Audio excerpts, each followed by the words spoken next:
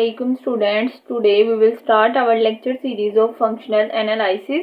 हमने बार्नक स्पेस का topic start किया हुआ है। आज हम प्रूव करेंगे कि हमारे पास स्पेस जो L इंफिनिटी है ये हमारे पास बार्नक स्पेस है। इन्होंने हमारे पास जो गिवन नॉर्म दी हुई है वो क्या है, x का norm equal to supremum of j, और यहाँ पे हमें पता है कि हम कोई भी xi कोई भी वेरिएबल यूज कर सकते हैं, इसीलिए हम जो नॉर्म डिफाइन करेंगे norm of x equal to supremum of xi, ये हमने नॉर्म डिफाइन कर ली है। ये हमने कहाँ से लिया है, L इंफिनिटी स्पेस में से हमने इसको बार्नक स्पेस प्रूव करना है। चलिए अपने लेक्चर का आगाज करते हैं। अब हमें पता है कि बार्नक स्पेस कैसे प्रूव करते हैं। बार्नक स्पेस के लिए हमारे पास जो भी नॉर्म स्पेस है उसका कंप्लीट होना मस्ट है। बार्नक स्पेस में अगर हमारे पास हर जो नॉर्म स्पेस है वो कंप्लीट होगी तो उसको हम कहेंगे बार्नक स्पेस। सबसे पहले बार्नक स्पेस में हमें प्रूव करना होगा कि जो हमने स्पेस लिया है वो हमारे पास नॉर्म स्पेस है।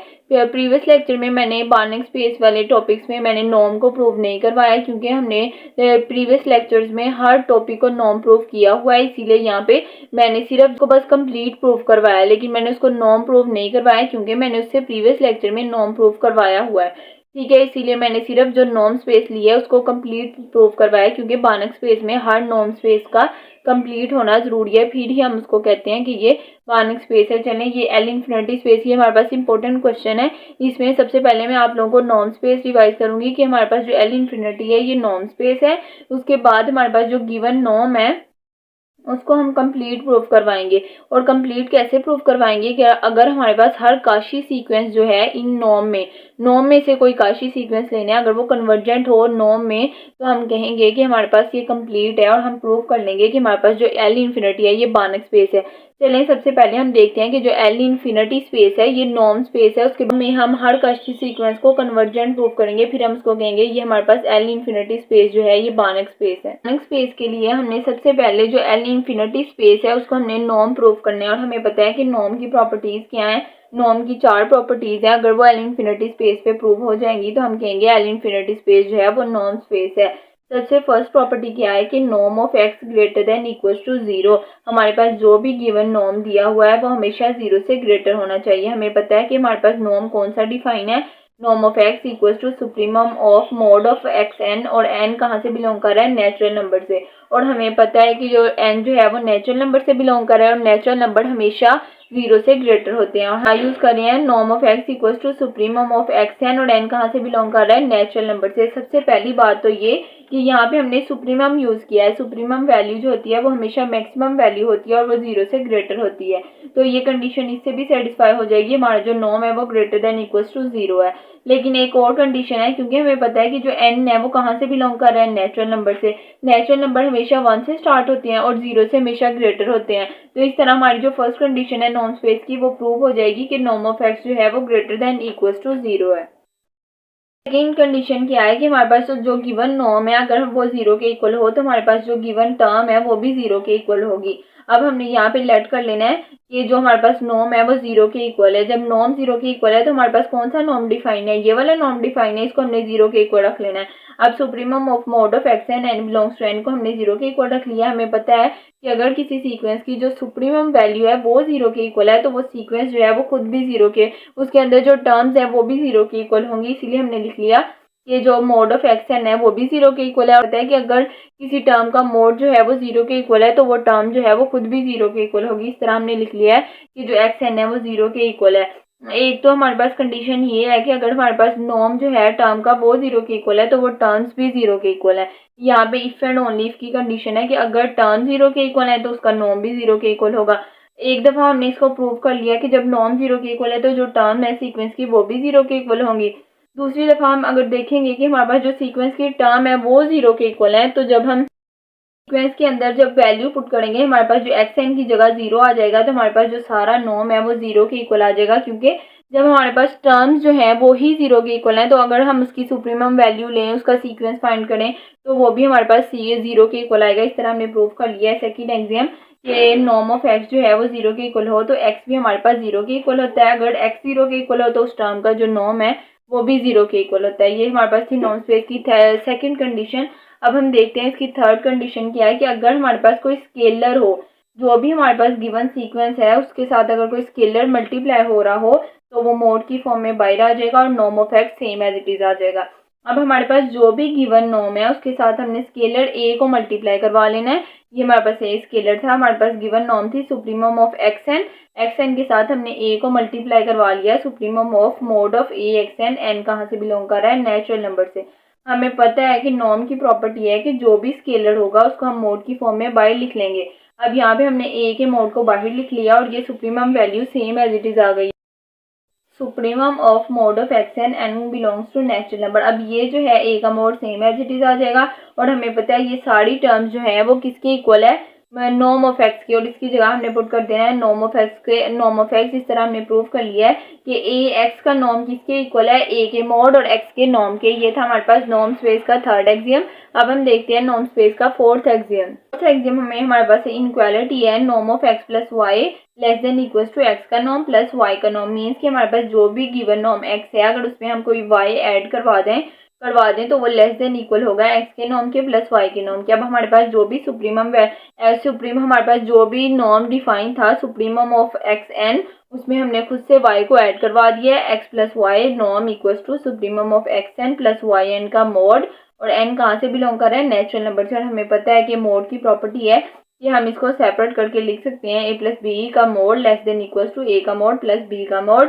ये किससे अब ये लेस देन इक्वल है इस तरह, इसीलिए हमने इसको लिख लिया है less than equal to supremum of x n का मोड प्लस वाई एन का मोड। होल का मोड था ना तो उसको हमने सेपरेट करके लिख लिया एक्स एन का मोड प्लस वाई एन का mod, n belongs to N. और अब हमें पता है कि जो सुप्रीमम है वो हर टर्म पे अलग अलग हम अप्लाई कर सकते हैं। अब हमने सुप्रीमम को पहले एक्स एन पे अप्लाई कर लिया और एन जो है वो नेचुरल नंबर पे से बिलोंग कर रहा है, और जो सुप्रीमम ऑफ वाई एन है और एन जो है वो एन से बिलोंग कर रहा है, नेचुरल नंबर से बिलोंग कर रहा है। और अब हमें ये पता चल गया ये हमारे पास कौन सा किसका नॉर्म है, ये हमारे पास x का नॉर्म है, और ये हमारे पास किसका नॉर्म है, ये हमारे पास y का नॉर्म है। क्योंकि हमें पता है कि हमारे पास जो गिवन नॉर्म है वो इसका इस फॉर्म का है, इसीलिए हमने लिख दिया ये किसके इक्वल है, x के नॉर्म के, और ये किसके इक्वल है, y के नॉर्म के। और हमने प्रूव कर दिया कि जो x प्लस वाई का नॉर्म है वो less than equal to x के नॉर्म प्लस y का नॉर्म। इस तरह हमने शो कर दिया कि जो L इन्फिनिटी स्पेस जो सीक्वेंस स्पेस जो L इन्फिनिटी है वो नॉर्म स्पेस है। अब हमने इसको बार्नक स्पेस प्रूव करना है। बार्नक स्पेस के लिए हमारे पास जो हर नॉर्म स्पेस है उसका कंप्लीट होना जरूरी है। सबसे पहले हमने नॉर्म स्पेस प्रूव करवा लिया, अब हमने इसको कंप्लीट प्रूव करवाना है।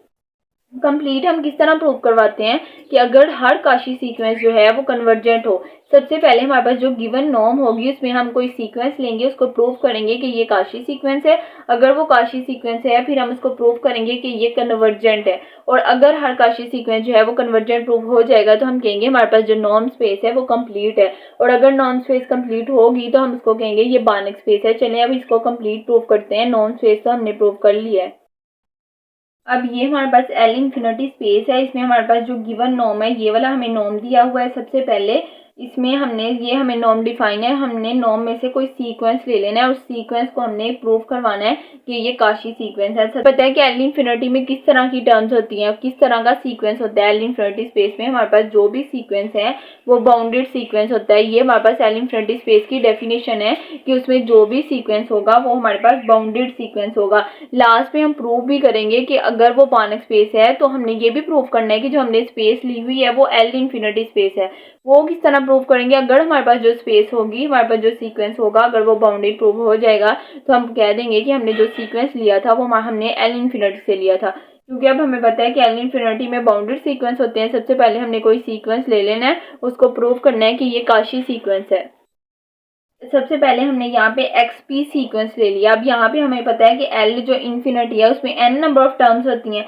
जब हम n जो है पहले यूज कर चुके हैं, जब हम इसको दोबारा यूज करेंगे हमें पता है कि हम जो टर्म्स हैं वो मिक्स हो जाएंगी, इसीलिए ये अब हमने सुपरस्क्रिप्ट में p लिया है ताकि हमारे पास जो टर्म है n हमारे पास पहले ही जो नॉर्म डिफाइन है उसमें गिवन था, अगर हम दोबारा mn ले लेंगे तो हमारे पास जो टर्म्स हैं वो आपस में मिक्स हो जाएंगी। इसीलिए यहाँ हमने जो स्क्रिप्ट लिया है उसको हमने p की फॉर्म में लिया है ताकि जो p है वो आपस में मिक्स ना हो, इसीलिए हमने सुपरस्क्रिप्ट की फॉर्म में p ले लिया। पहले हम सारे लेक्चर्स में उसको mn लेते रहे हैं, लेकिन अब हमें पता है कि हमारे पास जो नॉर्म डिफाइन है उसमें xn है।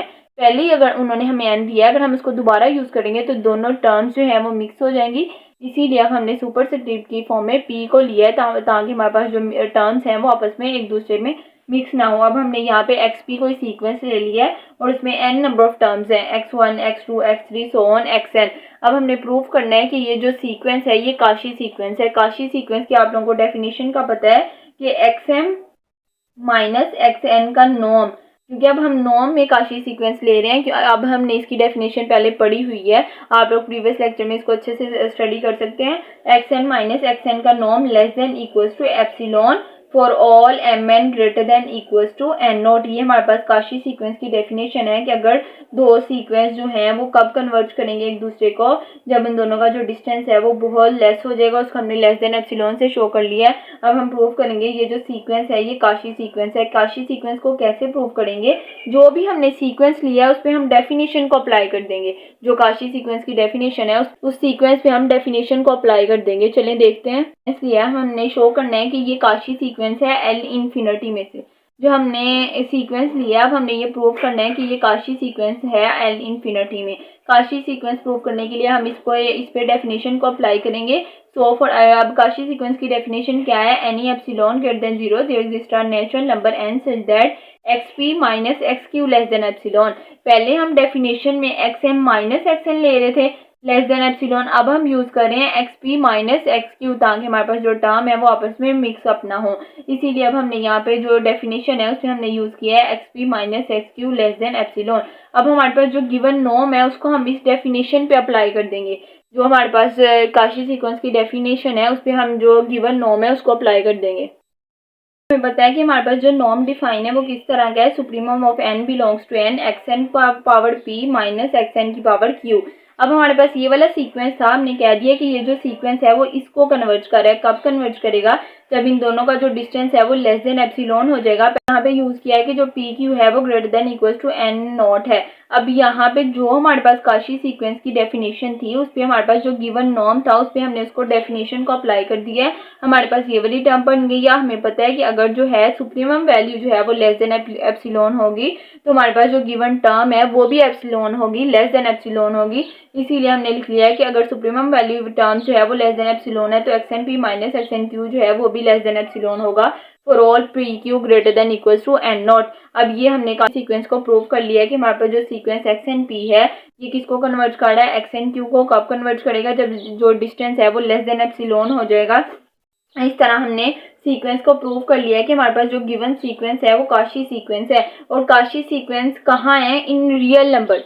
क्यों, क्योंकि हमारे पास एक्स एन है, सीक्वेंस जो है उसमें रियल नंबर हैं, जो टर्म्स हैं वो रियल नंबर हैं। अब ये जो एक्स एन है ये काशी सीक्वेंस है रियल नंबर में। और हमें पता है जो आर है वो कंप्लीट है। जब आर कंप्लीट है मीन्स जो हमारे पास एक्स एन पी सीक्वेंस है उसमें जो भी टर्म्स होंगी वो किसी ना किसी पॉइंट को कन्वर्ट कर रही होंगी, क्योंकि हमारे पास जो आर है वो कंप्लीट है।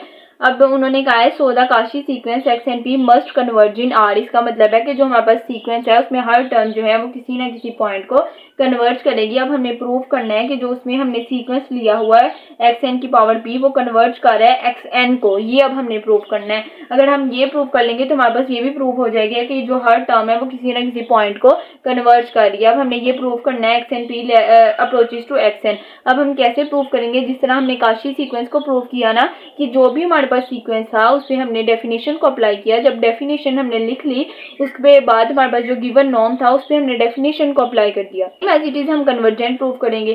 कन्वर्जेंट की डेफिनेशन लिखेंगे, हमारे पास जो नॉर्म गिवन है उस पर हम अप्लाई कर देंगे जो डेफिनेशन है उसको। अब हम देखते हैं कि जो कन्वर्जेंट है उसकी डेफिनेशन क्या है, let epsilon greater than 0 be any real number since. अब हमने प्रूव क्या करना है कि जो हर टर्म है, अब हमारे पास काशी सीक्वेंस की डेफिनेशन क्या है, x n p minus x n का मोड लेस देन एप्सिलॉन। ये अब हमने प्रूव करना है कि ये लेस देन एप्सिलॉन है, क्योंकि हमने पहले कहा है कि जो सीक्वेंस है वो आकार में काशी सीक्वेंस है, तो इसका मतलब है कि जो हर टर्म है वो किसी ना किसी पॉइंट को कन्वर्ज कर रही है। इसीलिए हमने कह दिया कि जो उसकी फर्स्ट टर्म है वो फर्स्ट टर्म को कन्वर्ज कर रही है। ये देखिए x1p जो है वो कन्वर्ज कर रही है x1p को, x2p जो है वो कन्वर्ज कर रही है x2 को। इस तरह जो x3 की पावर p है वो किसको कन्वर्ज करेगी, x3 को। इस तरह प्रूव हो जाएगा कि जो हर टर्म है वो किसी ना किसी पॉइंट को कन्वर्ज कर रही है। अब हमने यहाँ पे लेस देन एप्सिलॉन ओवर 2 लिया है। हमने प्रूव कर दिया है कि जो हर टर्म जो है वो किसी न किसी पॉइंट को कन्वर्ज कर रही है। तो हम सिमिलरली जो हमारे पास एक्सन सीक्वेंस है उस पर कन्वर्जेंट की डेफिनेशन को अप्लाई कर देंगे कि action p minus action less than epsilon, क्योंकि हमारे पास जो लिमिट पॉइंट है वो क्या है, एक्सन मीन्स कि जिस पॉइंट को कन्वर्ज करेगी। अब एक्सन पॉइंट को कन्वर्ज करेगी, कब कन्वर्ज करेगी, जब हम दोनों का जो डिस्टेंस है वो एप्सिलॉन ओवर 2 हो जाएगा for all p greater than equal to n naught. ये अब हमने अपने सीक्वेंस पे कन्वर्जेंट की डेफिनेशन को अप्लाई कर दिया। अब हमारे पास डिफरेंट एन है, n1 n2 n3 so on n। अब हम यहाँ पे एक n डैश जो है वो मैक्सिमम चूज कर लेंगे। अब हम यहाँ पे n डैश जो है वो मैक्सिमम चूज कर लेंगे कि ये सारी जो n नंबर ऑफ टर्म्स हैं इसके लिए हमने n डैश चूज कर लिए, ये सबका मैक्सिमम है। अभी हम इसको अपने जो सीक्वेंस है एक्स एंड पी उस पर अप्लाई कर देंगे n डैश में n p minus x n less than epsilon for all p greater than equal to n dash. अब हमने यहाँ पे एन डैश ले लिया, हमें पता है ये अब हमारे पास कन्वर्जेंट सीक्वेंस की डेफिनेशन है। इस पे हमारे पास जो गिवन नॉर्म है उसको अपने उस पे हमने इसको अप्लाई कर देना है। हमारे पास गिवन नॉर्म क्या था, सुप्रीमम ऑफ एक्स एन जो है अब हमने किस पे कन्वर्ज करवाना है, एक्स एन पे। अब हमारे पास ये वाला सीक्वेंस था किस पॉइंट को कन्वर्ज करवाना है, इस पॉइंट को तो हमने लिख लिया है कि x n p minus x n जो है वो कन्वर्ज करेगा कब, जब इन दोनों का जो डिस्टेंस है वो लेस देन एप्सिलॉन ओवर 2 हो जाएगा for all p greater than equal to n dash. अब हम यहाँ पे एप्सिलॉन ओवर 2 को लिख सकते हैं कि ये एप्सिलॉन, क्योंकि हमारे पास जो भी टर्म एप्सिलॉन है तो हम ये भी कह सकते हैं कि हमारे पास जो supremum of n belongs to n x n p minus x n जो है वो लेस देन एप्सिलॉन है। अगर सुप्रीमम वाली जो टर्म है वो लेस देन एप्सिलॉन है तो हमारे पास जो गिवन सीक्वेंस है वो भी लेस देन एप्सिलॉन होगा। अब यहाँ पे आप लोग एप्सिलॉन ओवर 2 भी चूज कर सकती हो, एप्सिलॉन भी चूज कर सकती हो। मैंने पीछे एप्सिलॉन ओवर 2 चूज किया, मैंने कहा अगर वो लेस देन एप्सिलॉन ओवर 2 है तो हम ये भी कह सकते हैं कि वो लेस देन एप्सिलॉन है, क्योंकि ये भी हमारे पास स्मॉलेस्ट नंबर है, ये भी स्मॉलेस्ट नंबर है। अगर आप लोग लेस देन एप्सिलॉन ओवर 2 लिखना चाहते हो तो वो भी लिख सकते हो, बाद में आप लोग कह सकते हो ये ऐश है। तो यहाँ पे आप लोग यहाँ पे एप्सिलॉन ही चूज कर लो, क्योंकि हमारे पास कोई भी छोटे से छोटा नंबर चूज करने के लिए हम एप्सिलॉन चूज करते हैं। यहाँ पे एप्सिलॉन ओवर 2 भी ले सकते हो, 2 एप्सिलॉन भी ले सकते हो, एप्सिलॉन भी ले सकते हो। इसीलिए आप लोग एप्सिलॉन ओवर 2 की बजाय यहाँ पे एप्सिलॉन ले लो। Supremum of n belongs to n x n p minus x n जो है वो लेस देन एप्सिलॉन है। अगर किसी टर्म की supremum value less than epsilon है तो वो टर्म जो है वो खुद भी लेस देन एप्सिलॉन होगी for all p greater than equal to n dash. अब हमने ये शो कर दिया है कि हमारा जो सीक्वेंस है वो कन्वर्ज कर रहा है एक्स को कब, जब उसका जो डिस्टेंस है वो लेस देन एप्सिलॉन होगा। और हमने यही प्रूव कर दिया है कि जो हमारे पास जो सीक्वेंस है वो कन्वर्ज कर रहा है। और हमने काशी सीक्वेंस को भी प्रूव कर लिया। हमारे पास अब बानक स्पेस प्रूव हो गया है कि जो हर सीक्वेंस का पहले हमने नॉर्म प्रूव करवाया, फिर हमने काशी सीक्वेंस प्रूव करवाया, अब हमने कन्वर्जेंट प्रूव करवा लिया। जब काशी सीक्वेंस कन्वर्ज करे तो उसको हम कंप्लीट कहते हैं। हमारे पास स्पेस कौन सी थी, नॉर्म स्पेस। अब हर नॉर्म स्पेस जो है वो कंप्लीट प्रूव कर लिया। अगर हमारे पास नॉर्म स्पेस जो हो वो कंप्लीट हो तो हम उसको कहते हैं बानक स्पेस। इस तरह हमने प्रूव कर लिया है हमारे पास जो एल इन्फिनिटी स्पेस है वो बानक स्पेस है। अब हमने कहा था कि जो एल इन्फिनिटी है उसमें बाउंडेड सीक्वेंस होते हैं। अब हमने बस एक दफा ये प्रूव कर देना है कि हमने जो सीक्वेंस लिया था वो बाउंडेड सीक्वेंस था, क्योंकि हमने ये भी प्रूव करना है कि ये हमने एल इन्फिनिटी से लिया था। चलें इसको प्रूव करते हैं कि हमारे पास जो सीक्वेंस है वो बाउंडेड है। जो गिवन सीक्वेंस था सुप्रीमम ऑफ एक्स एन था, अब यहाँ पे हमने मोड ऑफ एक्स एन ले लिया है। अब हमने यहाँ से खुद से यहाँ पे हमने एक्स एन पी को ऐड भी करवा लिया और सब्ट्रैक्ट भी करवा लिया। ये हमारे पास सीक्वेंस गिवन था, हमने इसमें ऐड और सब्ट्रैक्ट करवा लिया किसको, एक्स एन की पावर पी को। ये वाला सीक्वेंस हमारे पास यही था ना, सुप्रीमम ऑफ एक्स एन, यही था ना, ये वाला सीक्वेंस ले लिया। इसमें हमने एक्स एंड पी को ऐड भी करवा लिया और सब्ट्रैक्ट भी करवा लिया। हमें पता है कि मोड की प्रॉपर्टी है, हम इसको सेपरेट करके लिख सकते हैं। तो हमने लिख लिया less than equal to x n minus x n की power p plus x n. और हमें पता है, हमने अभी प्रूव किया है कि जो x n p minus x जो है वो लेस देन एप्सिलॉन है। तो हम इसको कह सकते हैं ये वाली जो टर्म है वो लेस देन एप्सिलॉन है। इसकी जगह अब हमने एप्सिलॉन लिख दिया और ये वाली टर्म जो है वो सेम एज इट इज आ गई। अब जो x है वो किसके इक्वल आ गया है, x का मोड जो है वो less than equal to epsilon plus x n p आ गया है। और हमें पता है हम इसको कह सकते हैं, ये हमारे पास क्या है, m है। इस सारे अल्फाबेट को हम चूज कर सकते हैं। ये हमारे पास क्या है, m है, या फिर आप लोग k चूज कर सकते हो, कोई भी अल्फाबेट आप लोग चूज कर सकते हो। इस तरह हमने शो कर दिया कि हमारे पास जो सीक्वेंस एक्स एन पी है वो लेस देन k है, ठीक है। या फिर k चूज कर लो या फिर m चूज कर लो। बस हमने शो करना है कि हमारे पास जो सीक्वेंस है वो किसी न किसी टर्म से छोटा है। और अब हमने यही हमारे पास बाउंडेड सीक्वेंस की डेफिनेशन थी कि हमारे पास जो सीक्वेंस है वो यहाँ पे लेस देन के होगा, लेस देन एम होगा, किसी ना किसी टर्म से छोटा होगा। अगर उसमें कोई ऐसी टर्म है जिससे हमारे पास सारा सीक्वेंस जो है वो छोटा है तो हम इसको कहते हैं कि हमारे पास बाउंडेड सीक्वेंस है। इस तरह हमने प्रूव कर लिया है कि जो हमने एक्स एंड पी सीक्वेंस लिया है वो लेस देन के है, मीन्स कि वो बाउंडेड सीक्वेंस है। और यही हमने प्रूव करना था कि जो हमने सीक्वेंस लिया है वो बाउंडेड सीक्वेंस है। उस पर नॉर्म स्पेस का भी प्रूव करवा लिया। अब पहले हमने सीक्वेंस को बाउंडेड प्रूव करवाया कि हमने जो सीक्वेंस लिया है वो हमने एल इन्फिनिटी में से लिया है। अब हमने सीक्वेंस को बाउंडेड भी प्रूव करवा लिया, उसमें नॉर्म को भी सेटिस्फाई करवा लिया और ये भी प्रूव कर दिया कि जो हर नॉर्म स्पेस है वो कंप्लीट है। और जब नॉर्म स्पेस कंप्लीट है तो हम कह सकते हैं कि जो एल इन्फिनिटी स्पेस है वो बार्नक स्पेस है। यही हमने प्रूव करना था। अगर आप लोगों को कोई प्रॉब्लम हो तो कमेंट सेक्शन में ज़रूर पूछेगा। अगर आप लोगों को वीडियो पसंद आई हो तो लाइक कीजिएगा, सब्सक्राइब कीजिएगा और फ्रेंड्स के साथ शेयर कीजिएगा। Thank you so much. अल्लाह हाफिज़।